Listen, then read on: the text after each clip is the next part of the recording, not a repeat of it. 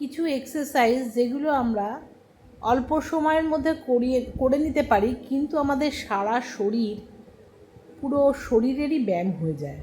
খুব ধীরে ধীরে শ্বাসটা নেওয়ার সঙ্গে সঙ্গে বডির বিভিন্ন জায়গায় মুভমেন্ট করা। প্রথমে ঘাড়ের মুভমেন্ট করব, খুব ধীরে ধীরে করব। ঘাড় খুব সেন্সিটিভ জায়গা এবং এখানে খুব সূক্ষ্ম সূক্ষ্ম শিরা আছে, যাতে লেগে যেতে পারে। যেহেতু যতটা সম্ভব শ্বাস নিয়ে ধীরে করারই চেষ্টা করব।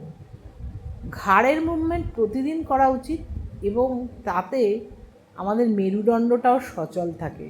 এই মেরুদণ্ডের মধ্যে দিয়েই কিন্তু আমাদের সমস্ত নার্ভগুলো নেমেছে, যে স্নায়ুগুলো আমাদেরকে উত্তেজিত করে, আমাদেরকে শান্ত করে, আমাদেরকে চঞ্চল করে, সবই এই সুষুম্না কাণ্ডের উপর নির্ভরশীল।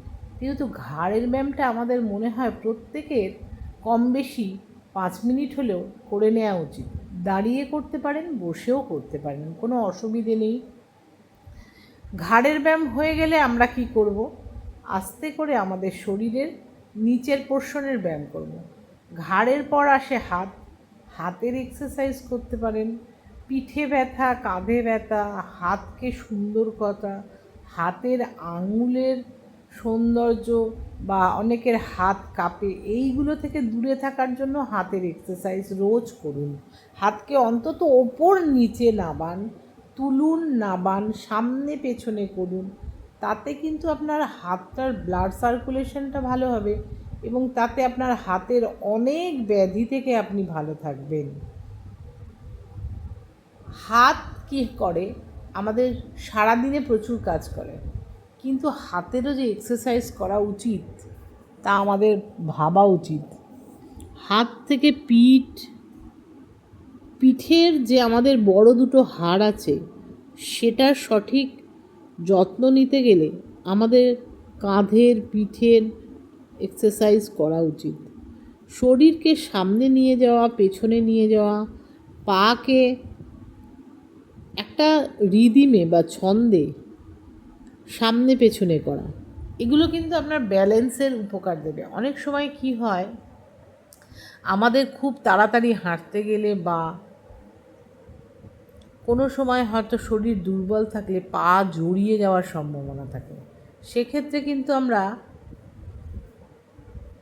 যদি আমরা পায়ের মুভমেন্ট করি এবং সাথে সাথে হাতের মুভমেন্ট করি, ব্রেন আমাদের হাত ও পা একসঙ্গে চলার আদেশ দিচ্ছে। এতে আমাদের ব্রেন প্রচণ্ড অ্যাক্টিভ হয়। কোমরের মুভমেন্ট করুন, ধীরভাবে কোমরকে ঘোরান, কোমর ফ্লেক্সিবল হবে।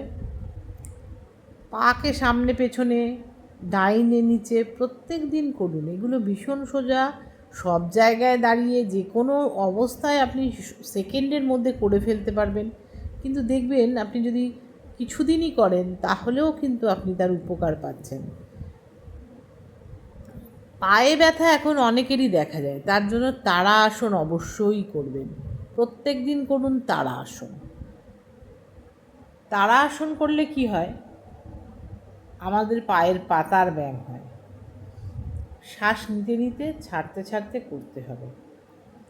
শ্বাসের দিকে আমাদের অবশ্যই লক্ষ্য রাখতে হবে, কেন শ্বাস আমাদের জীবনে উজ্জীবনী শক্তি এবং অর্গ্যানগুলোকে সক্রিয় করে তোলে। শ্বাসকে সুন্দরভাবে নেব এবং ছাড়ব এবং ফিল করব যে আমি শ্বাসের সঙ্গে চলছি, আমার বডি মুভমেন্ট শ্বাসের সঙ্গেই হচ্ছে। অনেক ধন্যবাদ ভিডিওটি দেখার জন্য। মতামত অবশ্যই জানাবেন।